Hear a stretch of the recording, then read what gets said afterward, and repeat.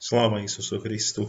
Chcel som nahrať zvukový záznam svojej kázne, ale nepodarilo sa mi to, tak to musím skombinovať s videom. Je to kázeň, ktorú som mal dnes u nás v Šumiaci na Lukášovo evanjelium o marnotratnom synovi. Kázeň má názov Ani jeden syn nie je ideálny. Tak vám ju chcem ponúknuť a skúste sa k tomu aj vyjadriť, či vás to aspoň trochu oslovilo. Je to história, ktorá sa opakuje s každou generáciou. V čase prechodu z detstva do dospelosti má nejeden človek ambíciu prevrátiť svet. Odmieta preto pravidlá, má problém s poslušnosťou, zodpovednosť odsúva nabok a neraz sa stáva, že svet neprevráti, ba naopak, že sa mu ten jeho zrúti. Podobne to opisuje v podobenstve o marnotratnom synovi a milujúcom otcovi Ježiš v obrane na adresu tých, ktorí ho odsudzovali kvôli jeho častým stretnutiam s pochybnými individuami. Rozdeľme si celý príbeh na drobné pre lepšie pochopenie. Vystupuje tu 5 postav. Otec, starší syn, mladší syn, hospodár, majiteľ sviň a sluha na otcovom pánstve. Pripomeňme si, že pýtať dedičstvo za života rodičov je drzosť. Ako by sa ten mladší syn nevedel ani dočkať otcovej smrti. A starší, on drie, a tak budí dojem zodpovedného syna, ktorý zúročuje otcovský majetok a otec by sa mohol v ňom vidieť. Ale je to skutočne tak? Všetky postavy z tohto podobenstva koho si predstavujú. Otec Boha, mladší syn nepodarených veriacich, starší syn na oko verných veriacich, sluha diabla, hospodár so sviňami, ľudí mimo cirkvi. Všimneme si najprv otca, ktorý predstavuje Boha. Otec, Boh, nemení svoj postoj, lebo Boh je nemenné bytie. A Ježiš ho takto tu aj predstavuje. Otec rozdeľuje majetok, pretože rešpektuje voľbu svojho dieťaťa a dáva mu absolútnu slobodu. Takú slobodu a taký rešpekt my ľudia si dať nevieme. Potom čaká a verí v návrat svojho syna. Nevyprevádza ho s nadávkami, nevyprevádza ho s preklínaním ani s výčitkami. Neohovára ho pred starším synom ani pred služobníctvom, naopak, zrejme on sám, otec, sa stáva terčom kritiky a posmechu. Podobne ako keď ľudia kritizujú Boha aj tým najostrejším posudzovaním, ako sa na toto Boh dnes môže dívať, alebo ak by bol Boh, či by toto dopustil. V ťažkých chvíľach nejeden človek i nejeden veriaci prichádza o vieru. A to vtedy, ak práve poznanie Boha nemá, a to jeho, vyfantazírované, falošné sa mu zrúti. Otec Boh sa nemení, miluje, čaká, jeho láska je nepochopiteľná, bezhraničná, bláznivá. Teší sa z návratu syna, vystrojí hostinu a tým verejne vyhlási, že syna prijíma nanovo a že to musia rešpektovať aj ostatní, bez ohľadu na to, aký názor na to majú. Teraz si všimnime mladšieho syna. Je ľahkomyselný, nezodpovedný, nemá vzťah k práci, všetko z otcovej strany považuje za samozrejmosť, žije vo svojom vlastnom svete a sníva o živote s veľkým Ž vo veľkom svete. Povedal by som, že jemu sa podobajú mnohí dnešní mladí ľudia. Zrejme má rád prepich, chce tie najlepšie veci, značkové. Je drzý a to vrcholí konštatovaním otec. Rozdiel dedičstvo, ja sa chcem osamostatniť, chcem odísť z tohto zapadákova. Ja chcem už konečne začať žiť svoj život. A odchádza. Bez poďakovania, bez rozlúčky. Je to typ človeka, ktorý si nárokuje všetko. Sám sa však vyníma z akejkoľvek povinnosti.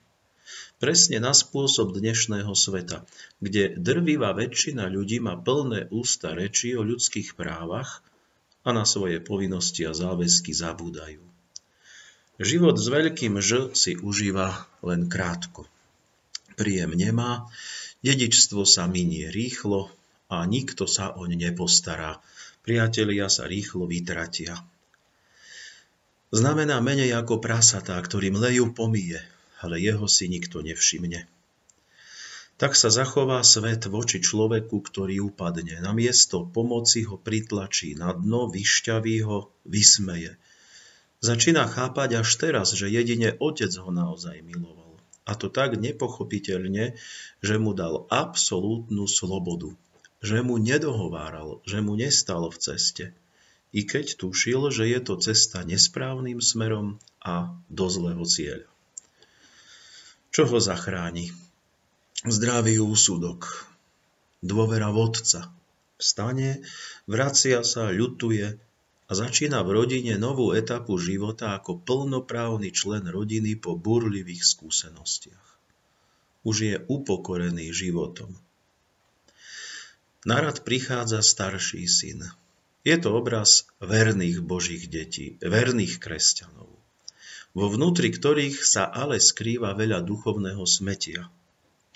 Na začiatku tento starší syn mlčí, zrejme pozná len prácu a zasa len prácu, tak ako zodpovedný kresťan, ktorý žije pravidelne s Bohom, cez modlitbu, sviatosti, Božie slovo, prípadne iné duchovné úkony, aktivity, činnosti, snaží sa dodržiavať prikázania, žiť s cirkvou, teší sa z Božej blízkosti. Ale nevie si predstaviť, že by ľudia, ktorí sa obrátia k Bohu napríklad v polovici svojej životnej cesty, alebo ľudia, ktorí majú za sebou nejaké bohapusté životné etapy a skúsenosti, že by títo ľudia sa mohli obrátiť a ak sa obrátia, takže by mali mať to isté miesto pri Bohu ako on, tú istú odmenu, to snad nie. Ak má takúto skúsenosť, tak hrozí nebezpečenstvo, že sám príde o podiel na dedičstve, teda o večný život, o večné spoločenstvo s Bohom v jeho kráľovstve, ktoré on, Boh, Otec, dáva nie za zásluhy, ale zo svojej lásky, z milosti, z priazne. Všimnime si, čo tento starší syn robí. Dáva si zavolať sluhu a od neho vyzvedá na dôvod veselice. Je to obraz nesprávnej praxe kresťana, keď sa on ocitá v probléme a dáva si zavolať na pomoc a vysvetlenie, tak povediac, sluhu, nie otca. Teda, keď svoj problém nekonzultuje s Bohom v modlitbe, ale oddáva sa svojmu vlastnému úsudku. Tým sluhom teda môže byť vlastný rozum, ľudský vlastný vnútorný úsudok, vlastné uvažovanie, ktoré je však už v tejto chvíli unášané urazenými citmi, spravidla urazenou pýchou a ovplyvňované sebaľútosťou a obviňovaním ostatných, najmä Otca, Boha. Takto si teda vytvára starší brat, teda akoby verný kresťan, vytvára si svoju záver a ten spôsobí, že sa oddeľuje od rodiny, teda od cirkvi, nechce vstúpiť, nechce sa tešiť z návratu svojho brata. Má ďaleko od otcovského zmýšľania. A tak otec vychádza von, tak ako čakal toho marnotratníka, tak teraz vychádza k tomu staršiemu, dohovára mu. Ale je iba na ňom, na tom staršom synovi, či premôže svoju pýchu, alebo jej podľahne. A teda, ak jej podľahne, tým prehrá aj boj na dobro a pripraví sa o podiel v otcovom dome, do ktorého za týchto okolností nechce vojsť. Sluha môže pripomínať zradný ľudský úsudok alebo aj zlého ducha, ktorý človeku nahovára: ak by ťa Boh skutočne miloval, či by sa k tebe takto zachoval? No a záver z tohto podobenstva. Boh má deti, nás, ľudí. A nikto z nás nie je ideálny. Je to dedičstvo prvotného hriechu. Naša myseľ je naklonená k zlému, to sa konštatuje už v súvislosti s potopou sveta. Napriek tomu sa Boh nami zaoberá. Pôsobí na nás svojou milosťou, vnuknutiami svojho ducha. Vykúpil nás smrťou a vzkriesením svojho syna. Posvecuje nás najmä pôsobením cirkvi. Ale je na nás, či v nás zvíťazí naše sebectvo alebo jeho láska. Modlíme sa o správnu voľbu každý sám. Každý sám za seba, ale aj jeden za druhého. Amen. Sláva Isusu Kristu.